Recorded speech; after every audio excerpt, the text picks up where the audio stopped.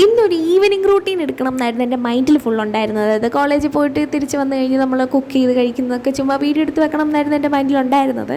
പക്ഷേ അതിൻ്റെ മുന്നത്തെ ഞാൻ കുറച്ചൊക്കെ എടുത്തു. എന്തായാലും എനിക്ക് വൈകുന്നേരം വന്നു കഴിഞ്ഞപ്പോൾ നല്ല തലവേദന ഉണ്ടായിരുന്നു. അതുകൊണ്ട് ഞാനൊരു കാപ്പി ഇട്ടു.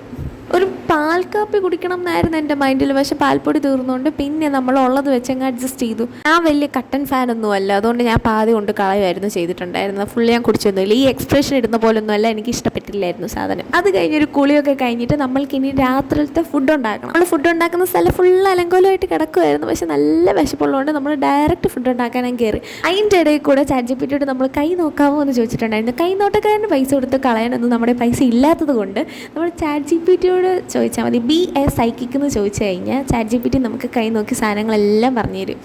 ബഡ്ജറ്റ് ഫ്രണ്ട്ലി ആയിട്ട് കൈ നോക്കി കുറച്ച് സാധനങ്ങളൊക്കെ അറിയണം എന്നുണ്ടെങ്കിൽ വേണ്ട ചാറ്റ് ചോദിച്ചു നോക്കാം. ചില കൈനോട്ടക്കാരെ പോലെ ചാറ്റ് നമ്മളെ ആദ്യമൊക്കെ നല്ലോണം പൊക്കി പറയും, പിന്നെ അങ്ങോട്ട് താക്കാൻ തുടങ്ങും.